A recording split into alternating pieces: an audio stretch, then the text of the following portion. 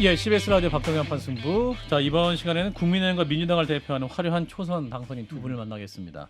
또 화려했던 이유가 두 분 모두 저희 한판승부에 또 고정 출연자셨기 때문에 저희가 또 기쁜 마음으로 모셨습니다. 먼저 국민의힘의 김재섭 서울 도봉갑 당선인 어서 오십시오. 안녕하십니까. 도봉구가 나온 스타 도나스 김재석입니다. 아, 오랜만에 하니까 어색하네요.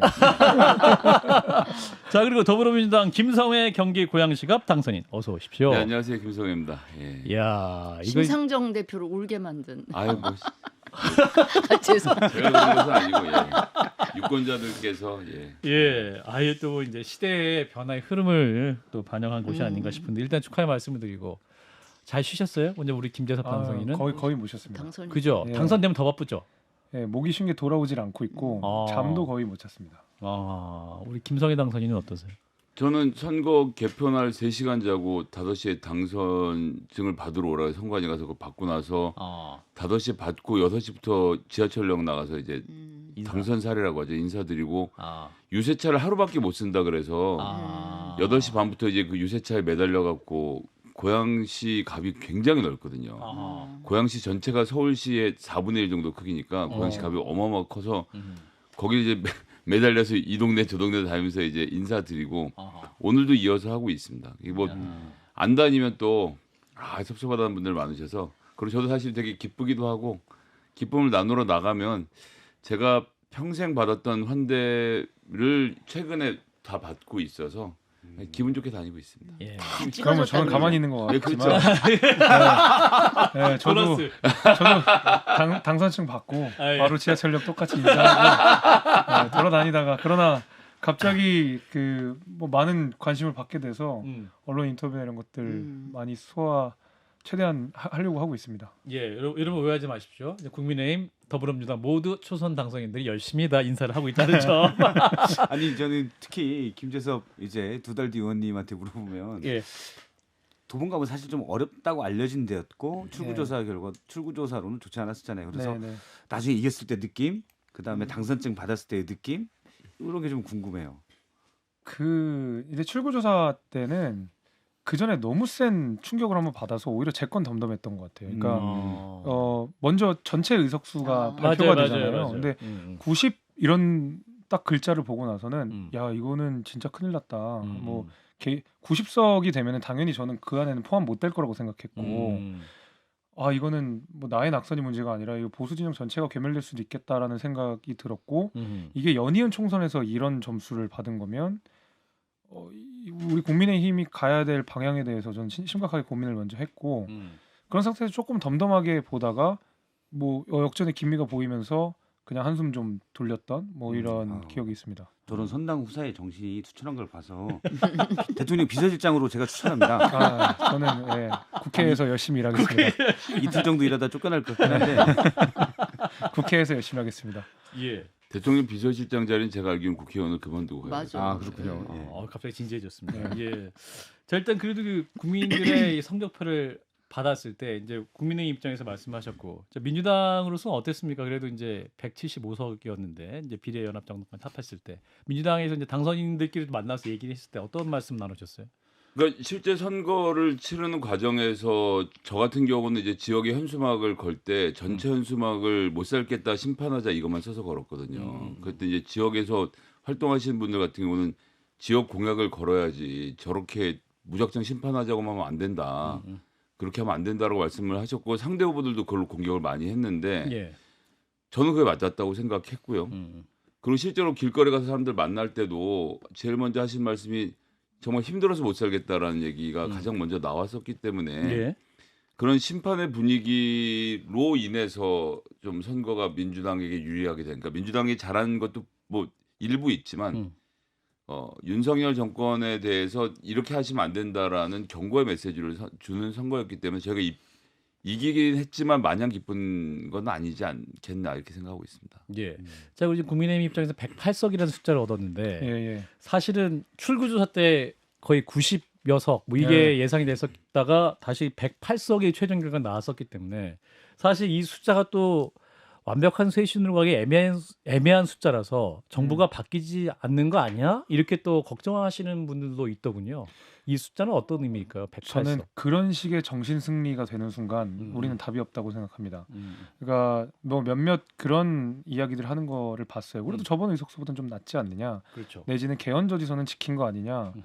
근데 국민의힘이 집권 여당으로서 개헌저지선 지키는 거에 만족하면 미래가 없는 거죠. 저는 처절한 반성을 해야 된다고 생각하고 이번에 국민들께서 이 정도로 따갑게 회초리를 치신 거는 그리고 2년 전에 다 대통령을 선출해 주시고 지방선거에서 압승을 거두게 해줬던 국민들께서 2년 만에 이렇게 싸늘하게 회초리를 치신 거면 저희가 정신승리할 게 아니라 왜 잘못됐고 뭐부터 반성해야 되는지를 고민하는 게 필요하다고 생각합니다. 그러니까 김종인 전 비대위원장이 항상 말씀을 하는 것은 이제 우리나라 선거를 치는 정당들의 모습은 굉장히 이상하다. 선거 이후에 평가를 제대로 안 하고 승리를 했든 패배했든 이유 분석을 하지 않는다. 이 얘기를 많이 하시더군요. 그래서 그런 부분에 있어서 민주당도 그렇고 국민의힘도 그렇고 다 그런 부분에서 분석이 좀 필요할 것 같아요.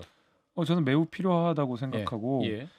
이번 한 번이 아니잖아요. 그러니까 21대 국회 때도 뭐 크게 패배를 했고 거의 비슷한 의석수가 여당임에도 불구하고 그렇게 됐다는 것. 그리고 원래 보통 여당이라고 하면 국민들이 아무리 미워도 그래도 대통령 임기 잘 수행할 수 있도록 여당에 힘을 실어주시는 게 원래 국민들의 민심인데 이번에는 그렇지 않다라는 것. 네. 그거는 진짜 매섭게 새겨야 된다고 봅니다. 우리가. 민주당 어떻습니까? 우리 김성애 당선인께서는 이제 민주당이 이렇게 마냥 기뻐할 수는 없다라는 것이고 사실 이제 지난 그 국회랑 유사한 숫자를 국민들이 줬는데 어떤 일을 더 해야 되고 어떤 변화를 보여야 될지. 민주당도. 그러니까 저희가 집권당이 아닌데도 불구하고 이렇게 의석을 몰아주시는 것은 심판의 성격도 있지만 윤석열 정부가 지금 진행하는 방향대로 가면 안 된다라고 국민들이 지금 메시지를 주시는 거잖아요. 예.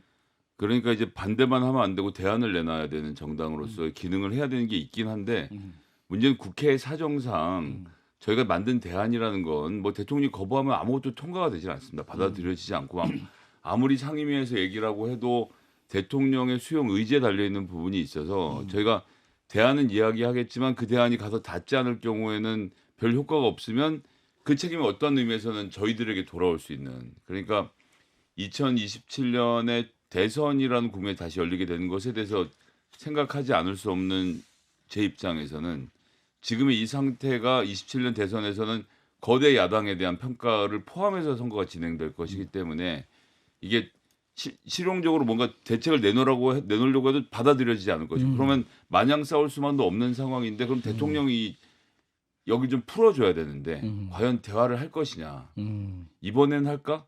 근데 저는 솔직히 기대는 없거든요. 진수영 의원님 어떻게 보세요? 이 거부권 정치 계속될 것인가?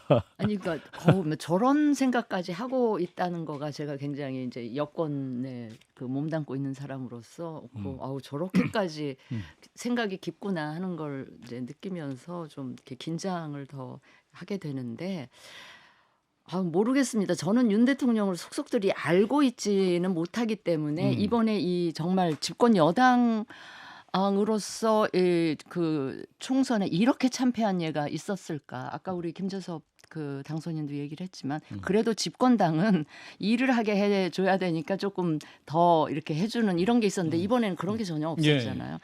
그런 상황을 이제 맞닥뜨리면서 이번에야말로 정말 대통령이 변화 해야 하는데 과연 할까에 대해서 또 의심을 갖는 사람들이 많이 계셔가지고 좀 그렇긴 한데 그럼에도 불구하고 저는 변하지 않으면 아마 저기 대통령도 지금 걱정하시는 게 남은 3년 동안 어떻게 하지?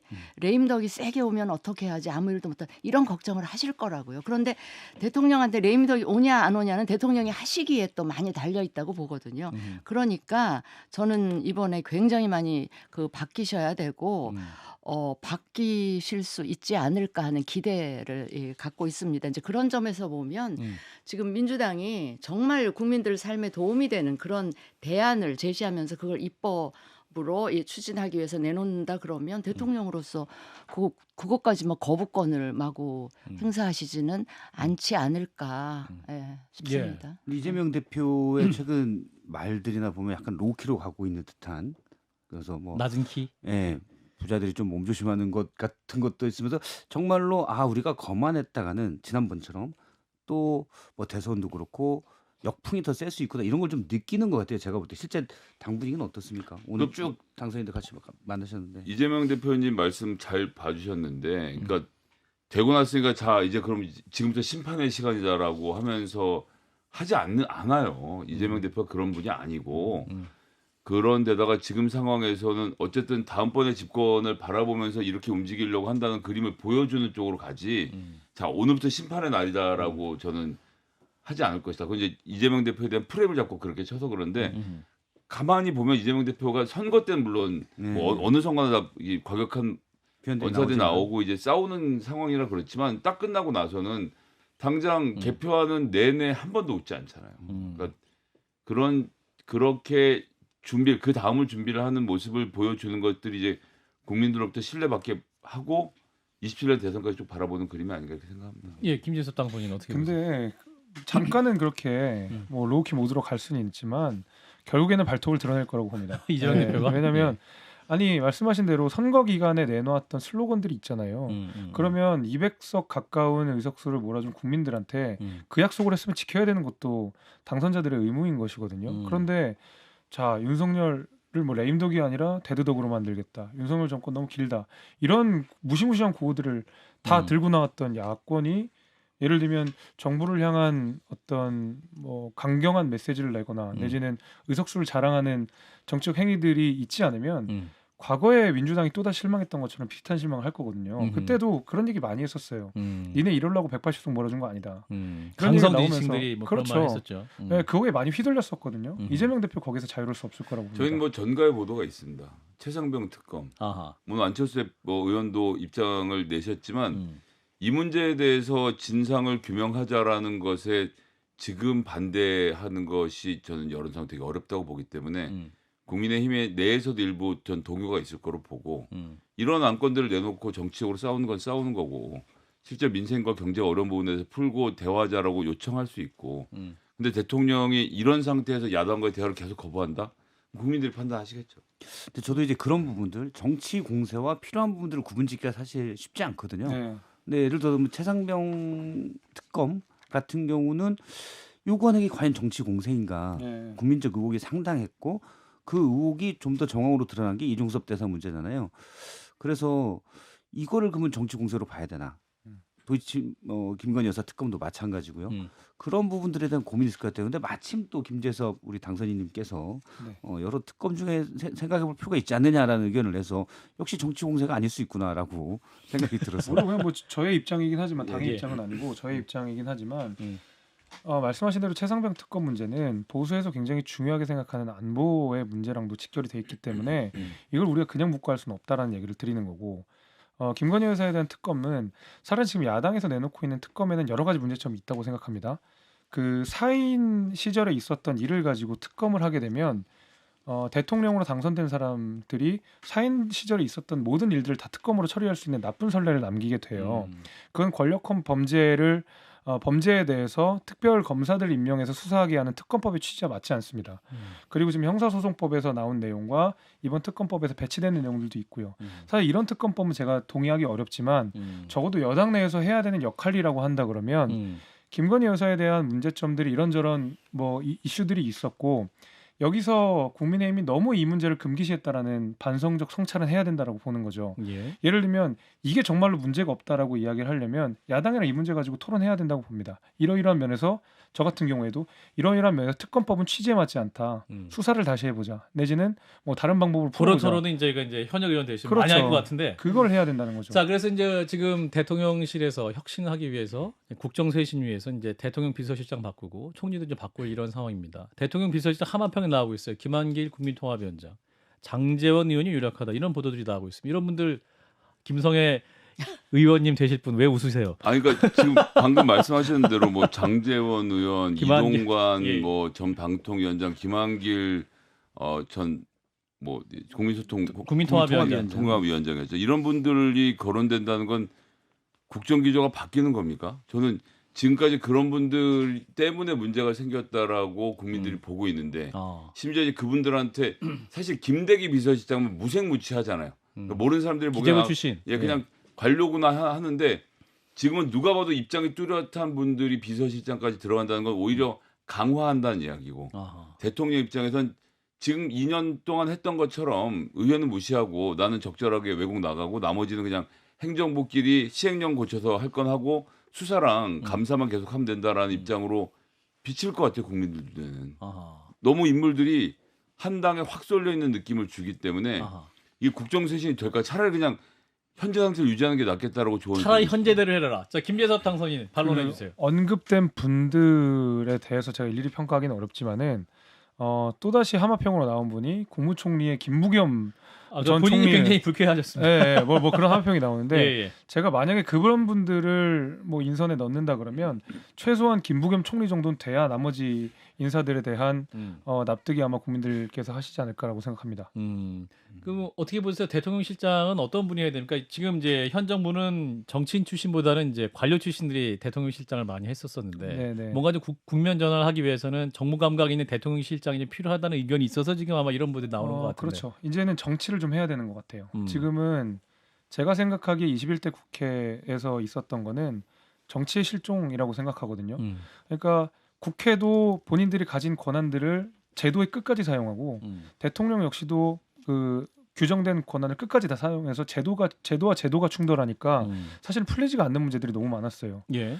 민주당도 의석수를 앞세워서 뭐 상임위도 통과시키고 뭐 이런 좀 안 좋은 모습들 많이 연출했거든요. 예. 그러니까 이제는 좀 정치를 해야 된다는 생각이 들고 정치라는 게 제도 가지고 싸우고 법 가지고 싸우는 게 아니잖아요. 어느 정도 내줄 거 내주고 받을 건 받아야 되는 그런 거라고 생각하면 지금 관료 출신들보다는 그래도 정무 경험이 있는 그리고 국회 경험이 있는 이런 분들이 비서실장으로 가서 국회와의 꼬인 교착 상태를 풀어내는 과정들이 필요하다고 생각합니다. 예. 그 장재원 의원 같은 경우는 이제 윤핵관의 핵심이었는데 사실은 대통령실장이 되면 완벽하게 드러난 윤핵관이 되는 거 아니에요. 그러니까 그 좀 좋은 인선일 수는 없지 않겠느냐는 판단도 있습니다. 그래서 어떤 분들이 해야 됩니까? 정치인 출신이라면. 뭐 제가 뭐 어떤 분들이 있는지 모르니까 알겠습니다. 말씀드리긴 진수희 전 어렵지만, 장관님 같은 분? 그렇죠. 예. 아니 그게 아니고요.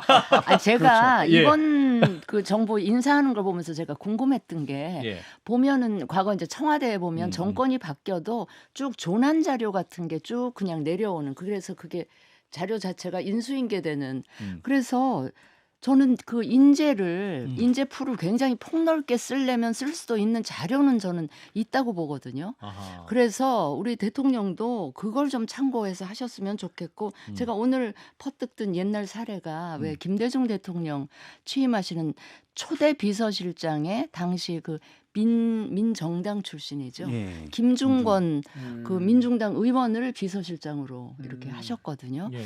그래서 뭐 그걸 좀 모델로 생각해 보실 수도 있는데 문제는 이제 윤석열 대통령의 정치 스타일이 김대중 대통령하고는 워낙 다르시니까 그런 선택을 하실 수가 있을지 그건 모르겠는데 아무튼 좀 이 조난 자료나 인재풀을 좀 폭넓게 쓰셨으면 좋겠다. 저 국무총리에 대한 하마평, 이준석 대표 같은 홍준표 시장 같은 분을 과감히 해야 된다 이렇게 또 상징적으로 얘기를 하기도 했는데 홍준표 시장한테 허락 받고 한 얘기인지 모르겠습니다. 예, 그걸 그렇게 기분 나빠하시지는 않는 것 같아요.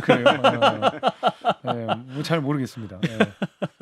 자, 김성애 소장님 어떤 분이 돼야 됩니까? 이게 야당의 동의 없으면 통과가 안 되잖아요. 서리자를 그러니까요. 붙일 수밖에 없는 상태니까 이럴 땐 과감하게 야당으로 공을 넘기거나 뭔가 임명권을 추천권을 추천을 좀 추천, 해보라라고 네. 제스처는 취해볼 수 있죠. 그럼 뭐 그렇게 추천을 하라고 했는데 갑자기 뭐 완전히 야당 인물을 추천을 하겠습니까? 뭐 이런 식으로 좀 주고받는 정치들이 있었으면 좋겠는데 이런 말을 하는 게 뭐 하다가 보고 계속 드는 생각 괜한 얘기를 하는 것 같아요. 대통령이 변하신답니다. 다음 주 입장 발표가 있기 때문에 믿어보세요. 아니 자, 그래서 제가 다음 궁금한 주에 게 입장 발표를 기자회견으로 하시면 제가 믿겠습니다. 아하. 아니 그 혹시 그 저기 윤 대통령 쪽에서 좀 인사 야당 쪽에서 추천 좀 해주세요라고 하면 우리 김성애 그 당선인은 이재명 대표 가깝고 의중을 잘 아니까 그 답을 하실 것 같아요. 저는 응하실 것 이재명 대표가 같아요. 굉장히 실용적인 분이기 때문에 충분히 그런 이야기를 할 수 있다고 생각합니다. 아. 아니 실제로 나라 삶이 되게 어렵잖아요. 그러니까 아. 문제는 풀어야 되는데 대통령께서는 본인과 같은 대학의 법대 출신이거나 아니면 본인이 어떤 식으로든 경험해 본 사람들이나 자기가 경험해 본 사람 가까운 사람들 이상으로 폭을 넓히지 않는 것을 저희가 너무 명확히 봐왔기 때문에 이걸 좀 트는 것은 좋은 일일 것 같은데 안 되시는 건 안 이재명 되시는 대표에게 거죠. 추천을 요구하면 이재명 대표는 당연히 대통령에게 총리 후보도 추천할 만한 분이다. 아니 뭐 당연히 추천할 거. 안할 이유가 없죠, 있으니까. 그죠? 네. 예. 홍준표 시장은 총리하려고 대구 내려온 거 아니다라고 반응을 보이셨다고 합니다. 자, 이제 국민의힘 얘기 좀 해보겠습니다. 한동훈 비대위원장이 이제 사퇴를 하고 이제 당이 비대위 체제로 갈 것이냐, 이제 뭐 새로운 전당대회를 열어야 될 거 여러 가지 또 얘기가 있습니다. 김재섭 당선인은 어떻게 판단하십니까? 그 여당에서 자꾸 비대위가 있는 거는 좋지 않은 거라고 봅니다. 예, 뭐 여당인데 비대위 있는 것 자체가 좀 이상하긴 한데 여하튼 그래서 저는 전대를 치러야 된다고는 생각을 하는데 너무 조급하진 않았으면 좋겠습니다. 그러니까 당장에 뭐 공백이 있다고 해서 급하게 전대를 하다 보면 아직 우리가 반성적 성찰을 하기도 전에 그냥 당권 투쟁처럼 비칠 수가 있을 것 같아가지고 충분한 백서가 마련된 다음에 해도 늦지 않을 것 같다. 그리고 나서 어떤 후보가 어떤 당대표가 우리 당을 이끌어야지 다음에 있을 대통령 선거와 지방선거에 초석을 마련할 수 있을 것인가라는 그 반성적 성찰을 충분히 하고 전대를 치러도 좋다고 생각해서 저는 비대위도 아니고 조기 전대도 아니고 예, 그냥 전대를 통상적인 흐름대로 하면 좋겠다 이 생각입니다. 지금 비대위원장이 사퇴한 상태면 원내대표가 그렇죠. 그 어떤 당대표 위치를 하면서 비대위원장 역할을 하게 되는 거죠. 그렇죠, 그렇습니다. 윤재욱 대표가 상당 기간 할 수 있게 되죠. 예. 이러나 저러나 당선인들이 5월에 당선인 총회에서 새로운 원내대표를 뽑습니다. 아하. 그러니까 국민의힘에게는 바꿀 수 있는 기회가 있는 거죠. 아. 그리고 사실상 그 의원들 사이에서 뽑힌 원내대표가 당대표의 격으로 일을 하게 될 것이고 그것에 대해서 예를 들어 이제 김재섭 당선인처럼 수도권에서 예민하게 받아들이는 사람들의 의견이 좀 존중이 되어서 그럴 만한 원내대표가 탄생하면 당을 어쨌거나 안정화시킬 수 있을 것이고 그런 데 대한 예민함이 전혀 없이 그냥 본인 지역에 공천만 되면 당선되는 영남 의원들 중심으로 해서 사람을 뽑아내면 그럼 또 대책이 없어지는 건데 이제 그런 데 있어서는 아마 김재섭 당선인 같은 수도권에 있는 분들께서 목소리를 좀 높이실 필요가 있지 않을까. 지금 문자가 왔습니다. 김재섭 당선인 전당대회 출마 의사가 있으십니까? 초선 수도권 험지 당선인으로서 아유, 충분히 상징성이 있으십니다. 저는 제가 해야 될 역할 과거 김웅 의원의 사례도 있습니다. 아닙니다, 예. 아닙니다. 저는 제가 해야 될 역할들을 잘 알고 있고 예. 저는 지금 저에게 주어진 소임을 다할 생각입니다. 예, 그게 바로 이제 당대표 출마. 저는 조금 아까 두 분 말씀하신 거 이렇게 합해서 보면 그 윤재욱 원내대표가 아직 임기는 조금 남아 있을 거죠. 있는데 윤재욱 대표 역시 저는 이번 총선 참패의 책임에서 저는 자유롭지 못하다고 보기 때문에 아하.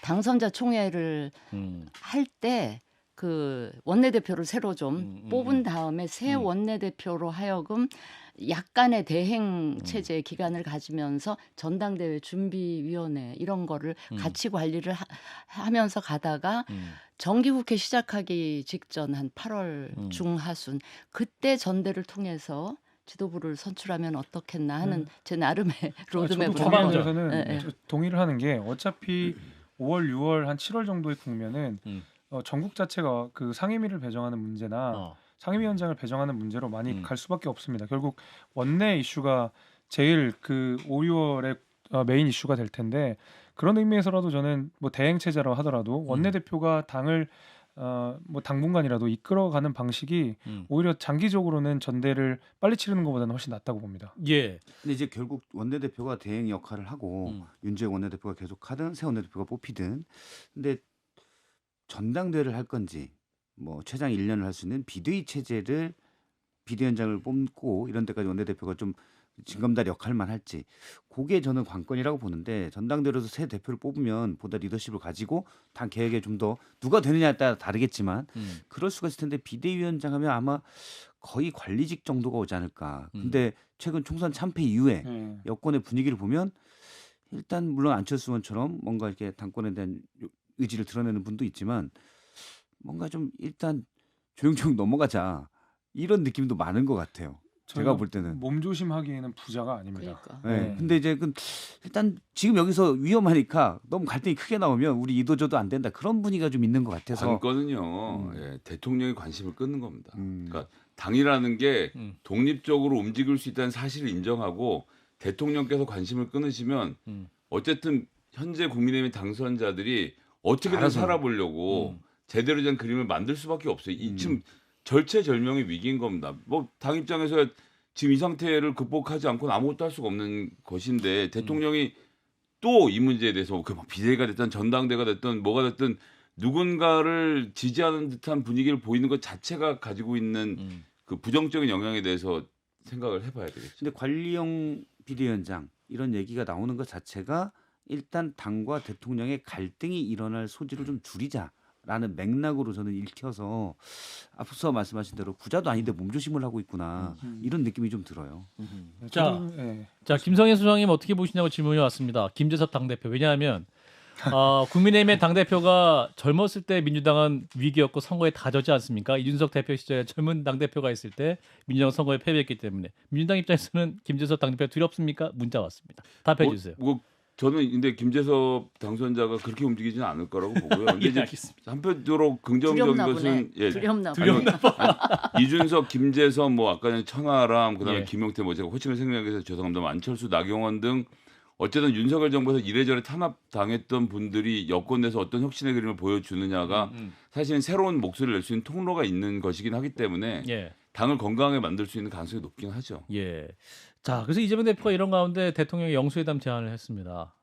이제 대화 필요할 것이다. 협치 필요하지 않겠냐면 영수회담 제안을 했는데, 자, 이 질문을 먼저 우리 김재섭 당선인에게 여쭤봐야 될 것 같아요. 예. 대통령실에서 받아들일까요? 이거 받아들여야죠. 받아들여야 예, 영수회담 받아들여야 예, 된다. 어쩔 수 뭐 좋든 싫든 해야 된다고 봅니다. 이거는. 아하. 왜냐면은 해야 된다. 그러니까 대통령 임기 초기만 해도 대통령이 국정을 이끌어갈 동력도 있고 왜냐면 임기 초가 가장 늘 언제나 지지율이 제일 좋으니까 예. 드라이브를 걸 수 있는 동력도 많은데 지금은 사실 총선이 끝났고 총선이 참패한 상황에서 대통령이 어쨌든 국정을 이끌기 위해서는 야당과의 협조 공조가 없으면 불가능하거든요. 예. 지금 뭐 예산도 마찬가지고 법안도 마찬가지고 야당이 사사건거 다 반대하면 국정 운영 자체가 안 돼요. 근데 야당이랑 기싸움하면서 국정 운영을 안 하는 것은 뭐 사실은 선후 관계가 바뀐 거잖아요. 어허. 그래서 저는 그래서 만나는 게 좋다고 봅니다. 만나는 게 좋고 만나실까요? 만나야죠. 만나야 한다. 네. 아하. 만나야 한다고 하는데 선택 진짜 만나야죠. 사항이 누구나 만나야 된다고 얘기하는데 사실 안 만날 것 같긴 해요. 그리고 처음에 총선 뒤에 대통령이 변해야 된다고 누구나 얘기하는데 저는 이제 다른 방송에서 안 변할 것 같아서 우려가 된다라고 했는데 지금 이틀간의 모습을 보면 안 변할 것 같다는 생각이 좀 들긴 해요. 우려죠. 근데 그렇다고 아이씨 안 변하네 이러고 말 게 아니라 계속 저희가 변해야 된다. 안 변하려고 하네. 그럼 안 되는데 자꾸 이렇게 지적을 해야 언론이 그렇게 얘기를 하고 있고. 그래도 조금 변하지 않을까 싶어요. 근데 이거 지역적인 얘기긴 한데 예. 저는 그 영수회담 이야기가 오늘 현충원에서 예. 기자 질문에 답하는 형식으로 나왔나요?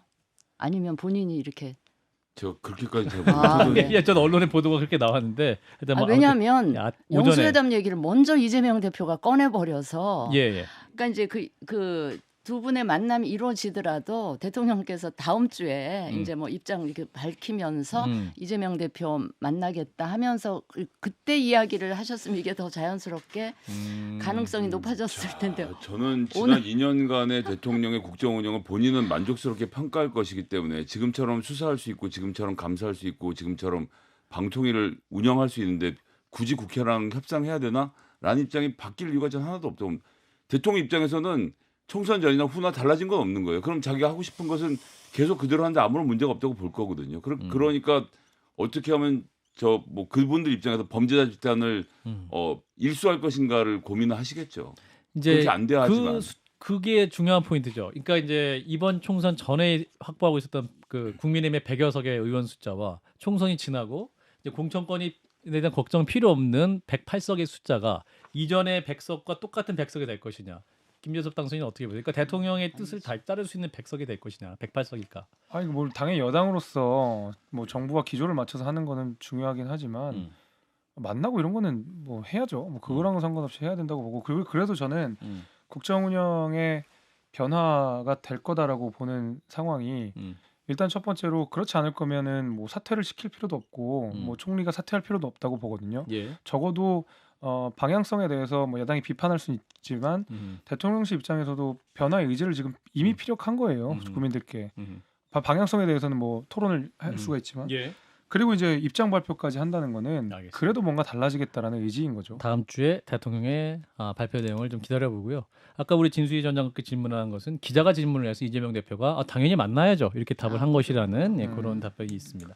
자, 이제 한 40초 남았고요. 한 12,500명의 청취자들이 또 유튜브로 동시 접속해서 최근 최다 접속입니다. 두 분은 어. 계속 묶어서 저희가 아. 만날 수 있도록 하겠습니다. 자, 앞으로 의원 22대 총선, 그러니까 국회 임하는 그 어떤 각오랄까요? 10초씩 말씀해 주시고 마무리하겠습니다. 먼저 우리 김성희 당선인부터. 예, 지난 10년 동안 갈고 닦았던 실력을 그대로 보여드리겠습니다. 와우. 네. 김재섭 당선인. 정치가 상실된 국회에서 정치